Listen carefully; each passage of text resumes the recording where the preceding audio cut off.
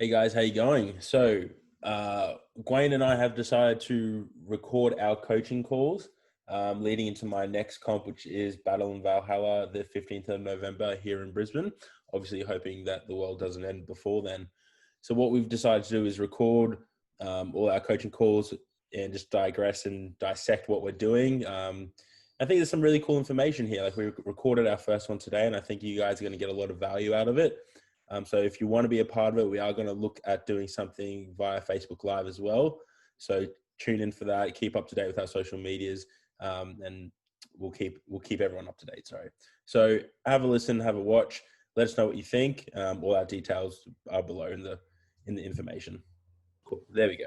Yeah, you get to the point where you're like, the straps or whatever you want to call it have to go around and under the beard. Bro, there's no way I'm getting to that length. Bro. Yeah, you will. No way. There's freaking no way I'm going there. You'll be Filipino Jesus. Whoa. I should be Filipino Jesus, hey? Yeah. Aren't you? No, absolutely not. Absolutely not. Well, tell me about what you did this morning. How many meetings did you have? This will be my third of the day. The first one was a tutorial for that business course I'm in. That went on a lot longer than I expected. Okay. And then I was nearly late for my second one, which is a coach's development thing that I run. Which is for other coaches? That's cool. Yeah, for other coaches, yeah. So I get them all in, and then we just discuss like case studies I give them and kind of challenge their thinking of how they approach it, and then agree or fucking tell them they're wrong. So they're S&C coaches? Yeah. They're all S&C coaches. Okay, cool. Out of Valhalla or obviously somewhere else? No. So it's all via Zoom. They are two of them are at different anytimes. Oh. One of them's down in Melbourne. One of them's at a gym over like on the Gold Coast. And then two others from Brisbane. Okay, so it's more like normal gen population, S&C, beginning athlete sort of stuff, or is it actually like full on, I've got a team of people or I've got an individual athlete? Bit of both. Okay. Different case studies each week, depending on what I come up with in the week. God, I have to think. I don't want to think. Yeah, I get you. It's not too bad. It's pretty cool. And then I got this, and then I've got another young coach with a one-on-one mentoring after this. Cool. Yeah. S&C or strength? Physio. Yeah. Okay, cool. Which is pretty cool. You look good. You look good. You look like you're in good nick. Man, I feel really good. Body weight's 108.5. I don't really have any. I got your usual muscle DOMs. Yeah. You know why I asked you? Because when I texted you, what was it, Friday or Saturday when I texted you? I was like, you need to weigh yourself tomorrow and you need to weigh yourself the next day. So I fucking know what's going on. Yeah. Yeah. Do you know why I did that? Yeah, to see how my recovery is going. Yeah, cool. Because I was like, I thought you were at the Bucks. And I'm like, okay. Oh, no. Greg's going to get on the fucking grog. And I need to make sure he's hydrated. Because if he weighs in on Saturday and he's fucking dehydrated, and I'm going to be in a lot of trouble come Monday. No. So even if I did go to the Bucks, I wouldn't have drunk because as soon as prep starts, I stop drinking. Okay. Yeah. That's literally the opposite of me. When prep starts, I start drinking. Your stress management fucking. There are a lot of stories that we could tell that I will never tell that the public can see about my ability or inability to cope with preparation stress. Really? Yeah, I'm the opposite. I'm literally the opposite of that. So like I'll get to, like, to be very general about it, I will get to 8-10 weeks out and then Pat will check on me. Yeah. And then 8 to 10 weeks out, Pat will be like, oh no, I'll message Pat and be like, hey, what are you doing? Let's go out for dinner. Let's grab a drink. Let's go chill. I need to de-stress. And literally, like, there have been periods of time in a prep where I've been out Friday, Saturday, Sunday. That's how I de-stress. I can't say, I had a few drinks with some people, was how I will say. But that was very early in my career. very, very early. And that's how. And you know what the funny thing is? Like where I learned that actually, where I got that tip from was from NFL guys. Really? Yeah, because like those boys would go into camp, and then they'd practice 3 times a day, and we're talking veterans, not everyone. Not everyone can obviously do this. And the offensive line would just like, they'd go to one of the boys' house. Imagine you got like fucking 15 million multi-millionaires in this giant dope house, and you're just watching film like 6 hours straight, just like watching tendency and how does this guy react in this scenario? How does this team react in that scenario? How does this play sort of happen? What do we need to do? What keys and checks do we need to have as a group to be able to change what we need to do?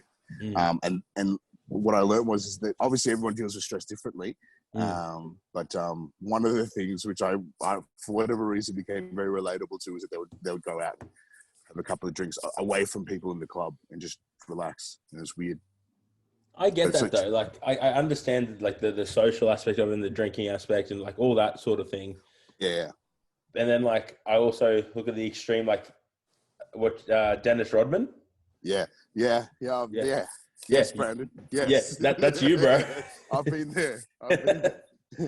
And I think that's why I just stop and drinking's not an option, because I know it will just go that way. Yeah. And just get fucking blind. Yeah, and just like, I don't know, like I've really become I like my scotch these days. So I'm just like, I will just not tempt myself. Yeah, it's a good idea. If you know that like you're going to be surrounded by people where it's going to tempt you to do things, then obviously don't put yourself in that situation. Yeah. But no, even if I had gone to the Bucks, I wouldn't have drunk, and it would just been a bit of fun, and I probably would have left early because, being around drunk people when you're the sober one is so annoying. Yeah, it's fucking annoying. Hey? Yeah. Okay, cool. Your body? How's your body feeling? Really good. Just the normal DOMs at the moment. Paul released, actually, like I went and Paul, and I was like, in that deload week last week, I was really tight. And it was all like around that right hip. So usually it's my left hip, but it was just like, I was just about to say, yeah, that's opposite hip. Yep. And then I was like, it feels like psoas, feels like this. And he just was like, it's your obliques. And so you release my obliques, and of course I'm fucking fine. Does Paul get you to do like, I can never remember the difference, but like contralateral, ipsilateral work? At the moment, even like from a prehab perspective? Not too much at the moment, because loading, it was just out of the question initially, but it's something we'll probably look at progressing into. Sorry? Maybe post this or somewhere down the track? Yeah, post this. Okay. Definitely post this, because I don't want to fuck with too much as if I'm in good nick right now. And a lot of the stuff after he released that, and we kind of revamped a little bit of the prehab work, it's actually just humming. Like I'm getting no pain in my hips when I squat, no pain in the knee, and I feel like I can actually push evenly out. Are you getting sick? No, I think I'm just run down. Okay. I don't think I'm getting sick. I sound a bit nasally. Yeah, you sound very nasally. Yeah. You can't hide anything from me. I wasn't going to. The other thing is, someone told me that you're starting to get a little bit, maybe a little bit sick. So just so you know, I have eyes everywhere. Yeah, I know. I'm pretty sure it's Kane Shepherd who tells me when you message him anyway. He's the worst spy there is. I know, fucking Kane. Like, when you called Brock? Yeah. And then you message Kane? Yeah, because I need one of them. Yeah, I know. And then Kane messaged me, he'd be like, hey, man, G's looking for you. I'm like... Worst guy ever. So you're just getting... Are you run down? How many hours of work are you doing? This week's a lot less. Okay. Last 2 weeks leading into the last deload, and I clocked up around 60 hours to 70 hours a week. Right. Between coaching clients, the admin, and the podcast, it was a lot. Yeah, okay. And then deload week last week, I kind of eased back a little bit, and same thing this week. Just trying to optimize my time better. And I'm like getting this group coaching system up and running over the next 2 days. So people are just grouped. I can spend less time at the gym, which, yes, it will take, you know, a little bit more energy initially, getting used to that style of coaching specifically. But overall, it'll make me feel better. Okay. Do you think you can handle another up week? Yeah, 100%. Like, my body's feeling really good. I feel alert. I feel fresh. Yeah, but are you like? I'm concerned with even though that your body feels good. Like I've picked the numbers well. I'm worried about your immune system stress. I like that little shameless plug. I picked the numbers pretty well. I didn't mean it like that. I didn't mean it. I've been pretty spot on. Like 10 out of 10. Yeah, no, definitely. Like I've this next 2 days, I think. Like me saying definitely, I know it's my head going like, let's go after it. And then there's the caution side of my brain be like, oh, you know, listen to your body. And right now it's feeling good. I'll know more tomorrow because I'm obviously at home today, chilling out, doing this sort of stuff all day. So I don't feel intense, but like, man, I feel overall pretty good. It's just, yeah. Okay. And sleep has been good. Oh, I mean, you had 1 day of bad sleep this week so far. Yeah, 1 day of bad sleep so far, which is like pretty good for me. Yeah. Last night I slept like a fucking log, which was awesome. Yeah. So I got to sleep in today, sleep in tomorrow. Coach half day Saturday and then Sunday. Chill out, eat a whole bunch of food. Can you tell me more about, I know we've had this conversation before, but obviously refresh my memory and obviously tell people who are going to watch this. Do you have like a sleep routine? Yes. So sleep routine is obviously shower, get sorted. Remember the podcast we did when Paul was like, I only shower once a month? No. No, we did. Yeah, anyways. I guess. When was that? It was one of like the first round table one we did. Really? Yeah. Was that like recent? Like he was doing that recently? That was when he was in the UK. No. Like, he's like, what do you mean? I just shower once a month. I think he was joking. He's joking. He better be joking. Anyways, I read before bed. Yep, that's good. That's my thing. And it's a chapter or something, right? Yeah, chapter or like I just try and spend time away from my phone before I go to sleep. Yeah, it's a good idea. So put it down, set my alarms, have a read, and by that stage, it's just really easy for me to fall asleep. Wow. But if I like it, so I downloaded Call of Duty on my mobile during COVID, and if I play that before sleep, like you're amped up. Why would you do that? Yeah, I know, but like I tried it once, and then I'm like, okay, don't do this again. Oh, wow. It's also super addictive. It's really addictive. That's the idea behind video games, though. I know.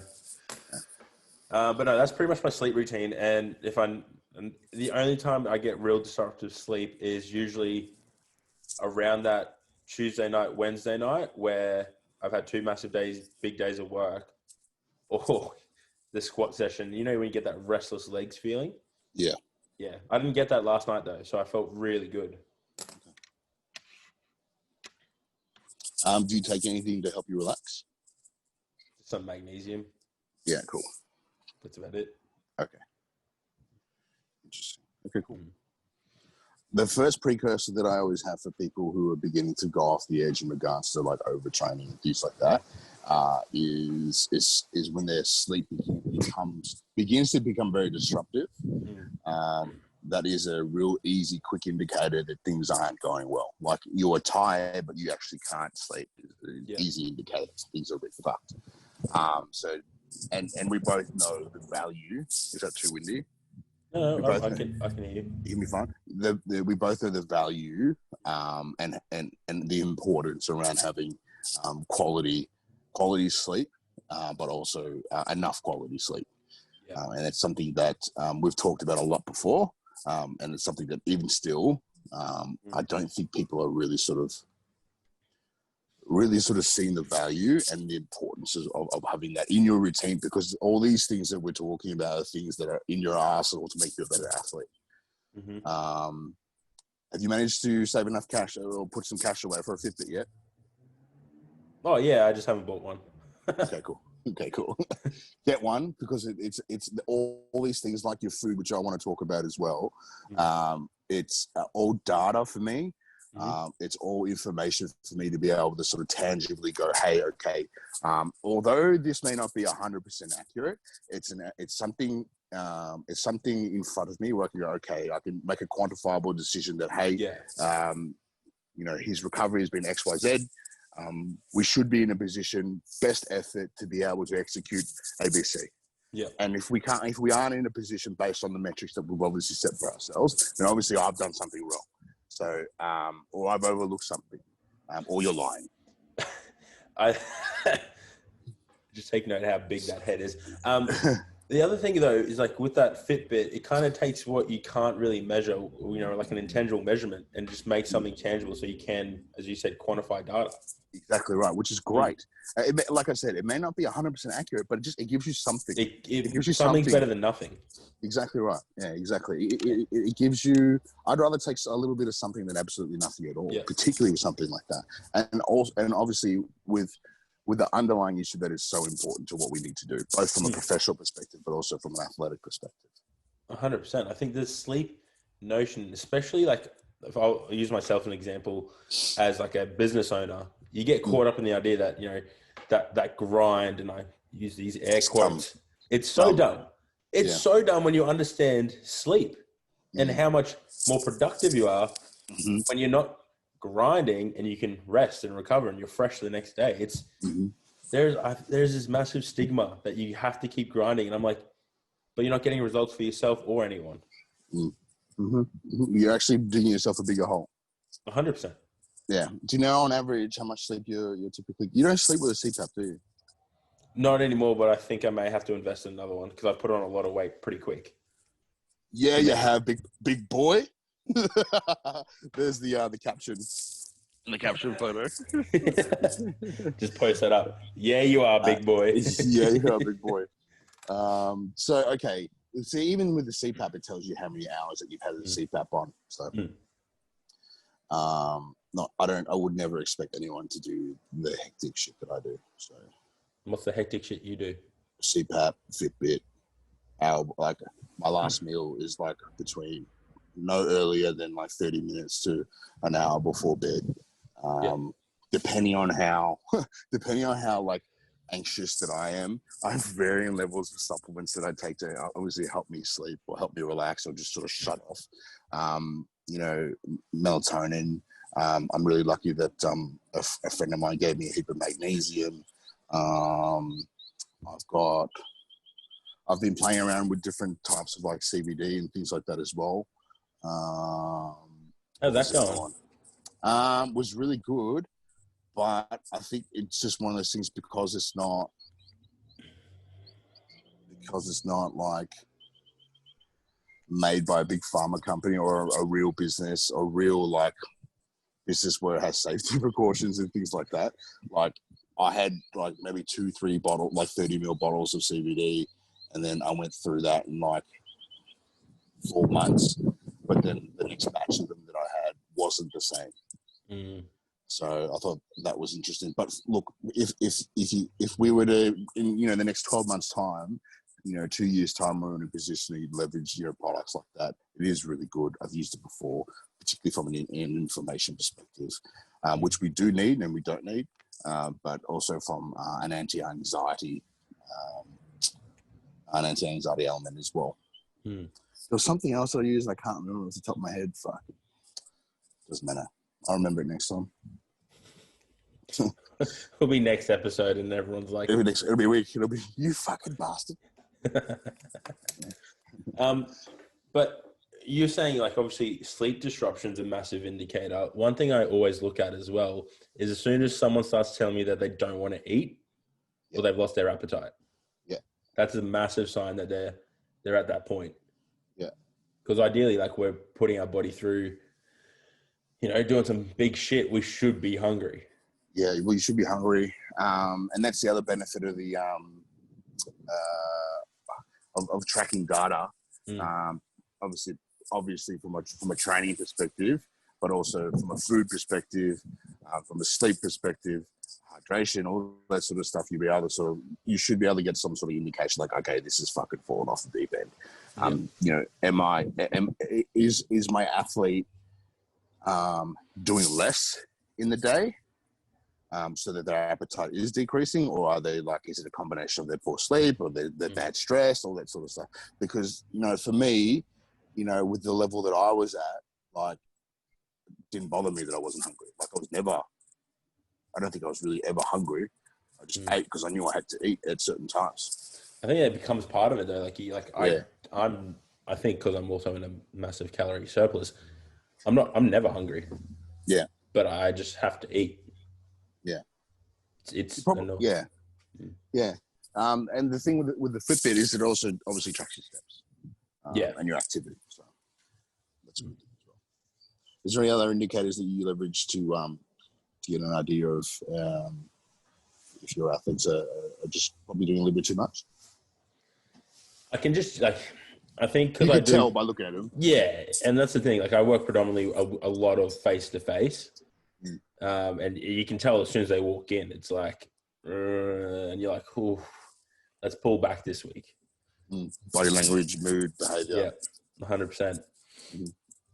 That's the main one for me. But then online clients, I get them to track that data as well. It's the main one being sleep and food and hydration. Yeah. Hydration is another one that I've really started to look towards, especially in my recovery, like my days in between sessions, just making sure I'm consuming lots of water, staying hydrated, and then getting rid of my caffeine or just caffeine at certain times. Yeah. Not consuming too much. Forgive me, I've forgotten the name of your dietitian. Leah. I can remember her. I always remember her Instagram handle, but I can never remember her actually. It's Leah. So sorry, Leah. Did she tell you how much water that you need to drink? Yeah, 3 to 4 liters a day she's given me on average. Okay.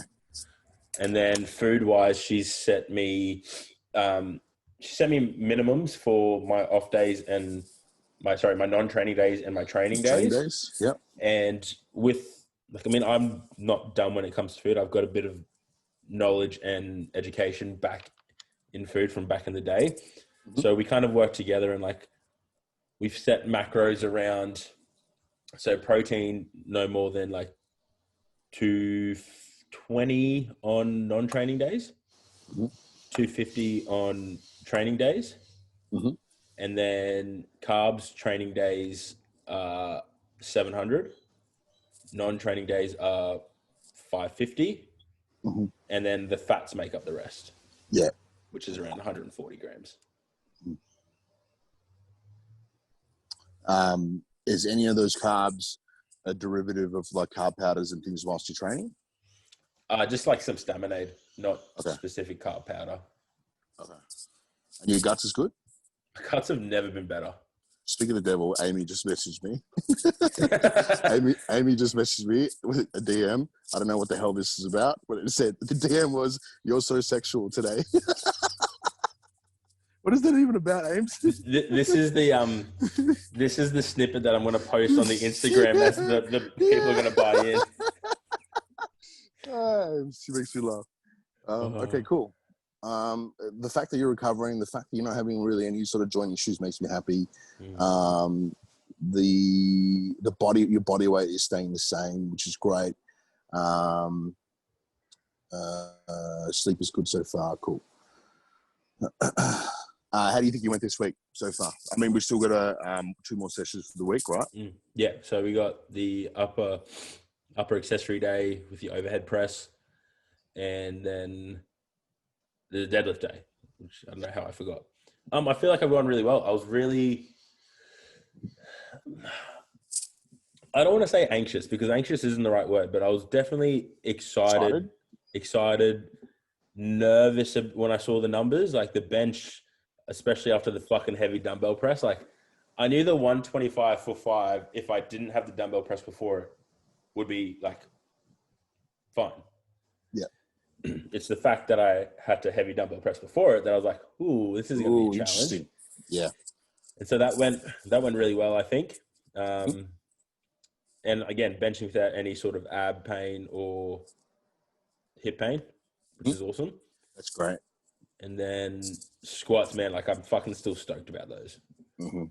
Like, you know, only, and it comes from, I think I had this conversation with Stenzel when I went for a massage a couple of weeks ago. This is something like we believe, like I've always been capable of, but I've just never almost allowed myself to push that limit. And he put it perfectly. He's like, you know, you've kind of just given yourself permission just to go and just get it done. And like hitting 180 for 5 yesterday, theoretically, like thinking, you know, looking at science, whatever, I only hit 200 for 1 like 4 weeks ago. No, that's a lie. That's like 6 weeks ago. No, as long as, Yeah, like 6 weeks ago. So really, 180 for 5 in that short turnaround, like doesn't make sense. But did you just spill your coffee? Nah, it's done. I drank it already. You just looked down and were like, fuck. No, I was looking at my dick. No, it's okay. No, I wasn't. There's ants on the ground. I'm like, huh? What the?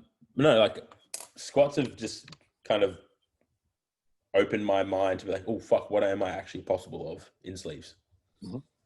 So it's a lot more than you think. Fucking oath. Mm-hmm. Fucking oath. And like, I'm excited. The high bars suck. Yeah, sorry, bro, but you need it. Yeah, like I know I need it, but fuck. They suck because it's the set of 10. I'll have to send you the end of the video when I'm like, be cooked. Yeah, just my lungs were. Okay. But no, I'm excited for the deadlifts. I know we're entering like my best ever pull's 280, and during really? that, yeah. Okay. For some reason, I thought it was over 300. Wait. What's up? Yeah, we'll just tell people that. No, I haven't pulled 300 in a comp, and I haven't pulled 280 in a while. But I know we're getting closer and closer to some rep PRs based off that last prep where I pulled 280. What was the tell me about a rep PR that you put when you pulled 280? It was 235 for 3x3.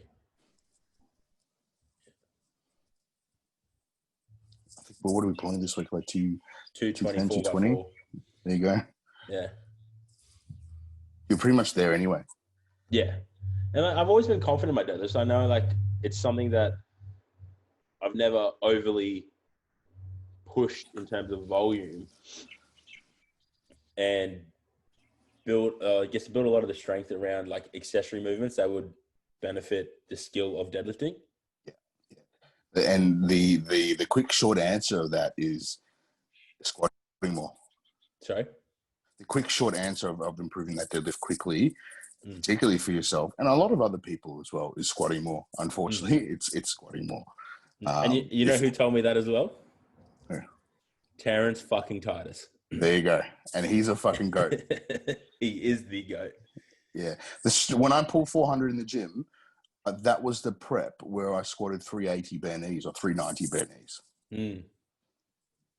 Fuck. So, and like, that was like high, medium bar, like with bands and shit like that as well. So, you know, literally the rawest strong I've ever been.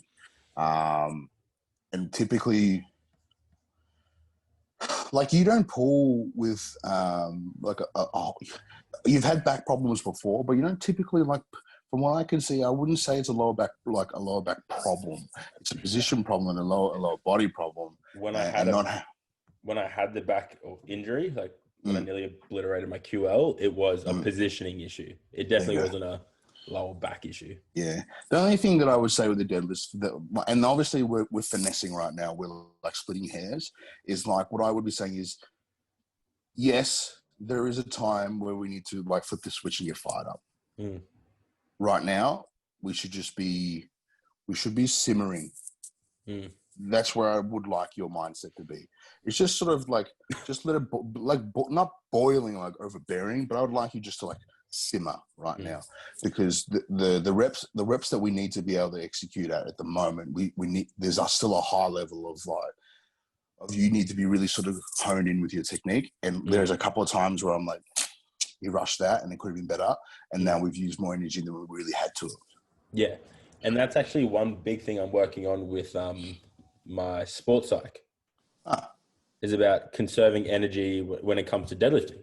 yeah. Because like I've had in this mind, like my mindset of like I should be pulling more than 280 by now. Like why aren't I? Like it's just been this recurring thing to the point where I've begun getting really anxious leading into those sessions.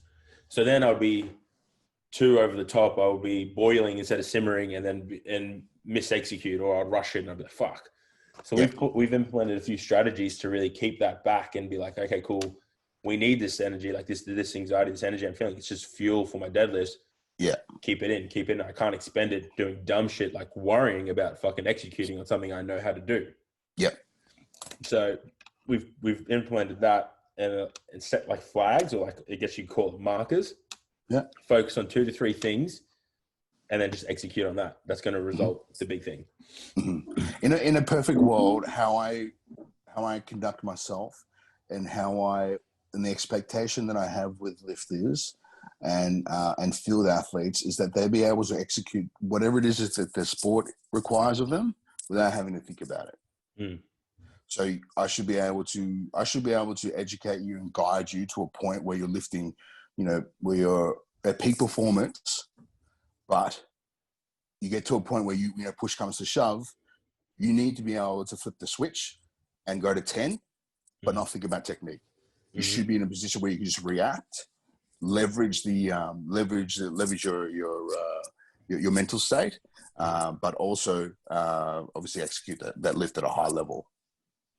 Yep, I agree. So I talk about that. Obviously, we've talked about this before when it comes to me for myself, when I flip the switch and make the walk up the platform and execute the lift. Like I'm not thinking about, I've got to keep my chest up. I've got to do X, Y, Z. No, it's let's attack.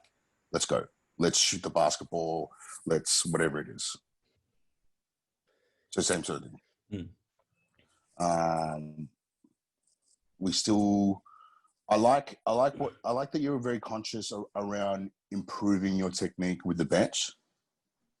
I like that I can visibly, tangibly see that you're making changes. That's great. And it's just one of those things that we're trying to fit, 10 years of training into a 12-week block. But the reality is that nevertheless, we're in a better position. I don't think you've done 125 for 5 or 127 for 5. No, so my biggest, I actually scrolled through the gram. When you asked me that the other day, the biggest bench I've done. So did I. Did you? Oh, Loaded question. Question. It was 133 by 3. Yeah. Right. Did you find it? Yeah, I found it. Yeah. So you're right there as it is. Like you're depending on how, depending on what kind of training effect that we can get from this into our next deload, we're already better than that. I could easily have the expectation of yourself, like, okay, if we were to, because we're going to obviously go to 127. The plan for me was that we're going to go 127 next week, from like 1 by 5, 2 by 5, if we can manage it, and then pull you back, and then go like 132 for a triple, 135 for a triple, somewhere there, which means you're already at your best. Yeah, 100%. But we just need to get there. I'll eat more food. Well, not necessarily eat more food. Just stick to the plan. To the plan. That's why I ask about the weight so often, because we're obviously trying to reflect a training environment which is obviously comparable to a competition environment. But even like when you talk about weight, you're talking about like training weight. You're not talking about body weight. Sorry. When I ask you about your body weight, same sort of thing. Yeah. But I look back at the last 12 months. Like I'm further than I've ever been in any prep. And then in the last 12 months, like, what was it? August? I mean, I was like 92 kilos coming out of that bowel infection after hospital. Yeah. Like fucking not even conditioned to anything. Yeah. So, yeah, I feel good. You should feel good. We just need to continue to manage your stress. Like picking numbers is easy. Like people make it a big deal. it's an experience thing, and you do it really well with your lifters. But it's finessing, and it's finessing those your stresses, and it's finessing your deloads, so that we can obviously take the advantages around our preps. And we spoke about it before around like how do you normally do your deloads with your athletes? Do you have a specific way, or? Yeah, it's very similar to yours. Mine's probably, I look at the person, I look at their general life, and roughly it works out to be that every 3 weeks after that third week we'll deload. So we kind of have a 4-week training block. And it's 75% of what they did the previous week, same sets and reps. Or I might drop a rep, or might drop a set or two off some accessories depending on how they are. Cool. Because depending on the athlete, it's very, very. I find that it's very, very. It depends on what sort of athlete they are. If they're a super, or if they're a 110 or 125er, or a 60-kilo girl. And obviously, we're well aware that the lighter you are, almost on both fortunately and unfortunately, probably the more often than not, you can obviously get smashed for a little bit longer. And then, as opposed to like for myself, I deload every 2 weeks in a prep.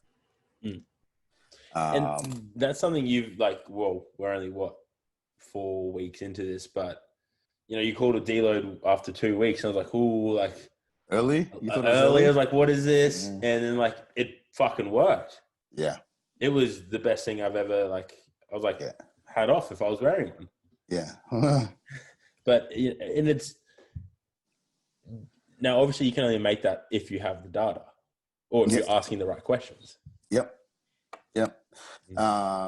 And that's why I harass you, and that's why I can only coach a handful. I can only coach a few people, because I could imagine harassing people. I could never coach. You coach 100 people a week. I could never do that. The way that I need to do what I need to do, your business is set up in a way that you can obviously do that. I can't do that. I need to imagine doing that to 10 people a day. Yeah, no, it's not fucking happening. No. So thank you.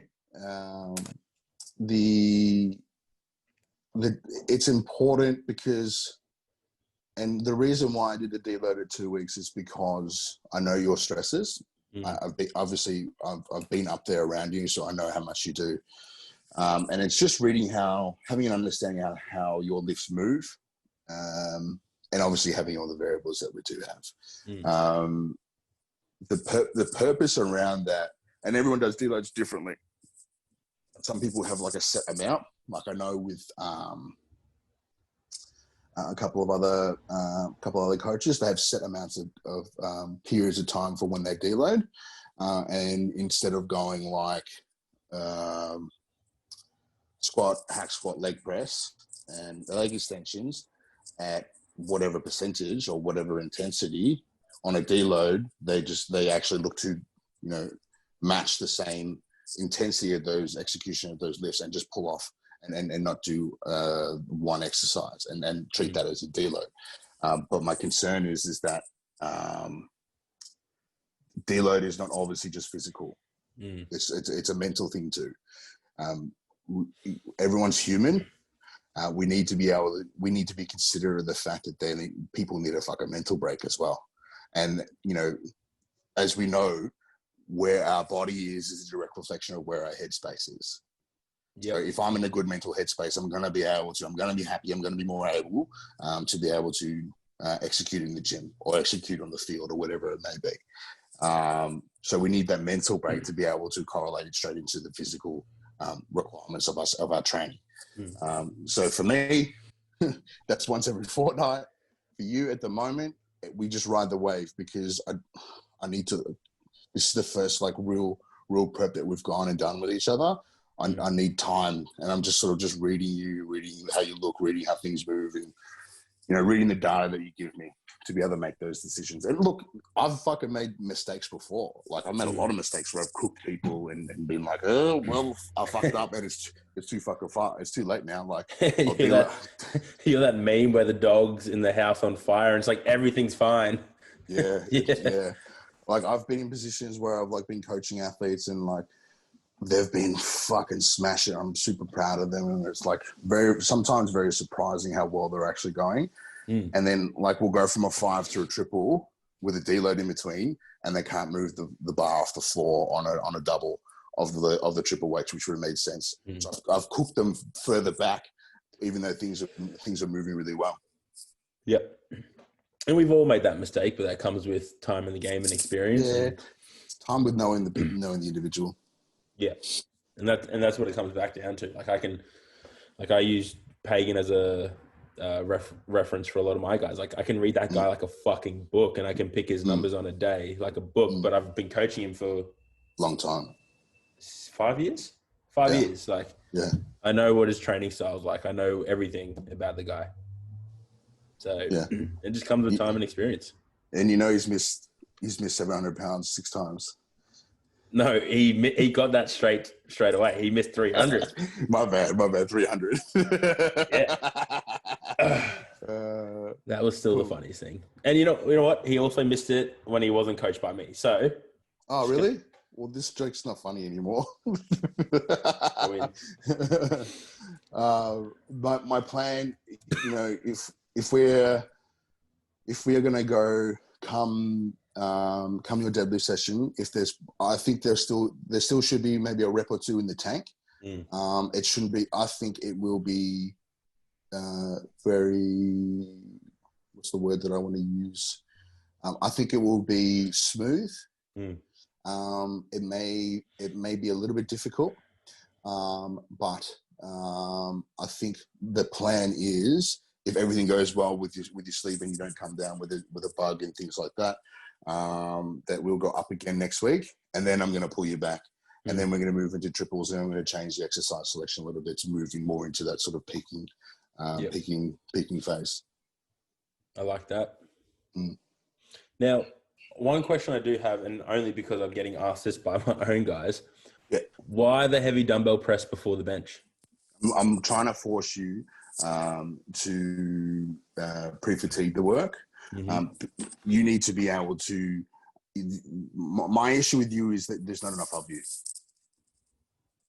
So I need to be able to put you in a position where I'm pre-fatiguing and allowing that trainer effect to just stare straight into your bench press. The objective is in the next 2 weeks. Let's say we execute well this week, and then we deload the week after. My plan was actually to pull the dumbbells out at the up week after that, and there should be some sort of training effect on the back of that as well. Because you're only benching. What are you benching? Like 140, 142, 145, 150. My biggest bench is 150. Yeah. We're only benching 150, 150, where we should be benching probably in the 160s, 170s, somewhere there. Yes, we should. So I'm making it more difficult now to allow for a training effect to come in 3 weeks' time. Yep. You're so smart. It's all part of the plan. Fuck, I don't want to say you're really good, but so smart. So cute and smart. You are so cute. I like that. Any other questions? No, man. I think like that's about it. I'm going to add slingshot in as well. Some rep slingshot. Yeah. So what I'm going to do is for the bench press is pull the dumbbells as exercise 1. Go into, and probably I'd expect you to do a more extensive prehab to move your comp bench as your first exercise, and then we're going to obviously still continue to dumbbell press, but I'm also going to throw in some repped slingshot, like an extra 5-10% somewhere there. Yeah, sick. Sounds good.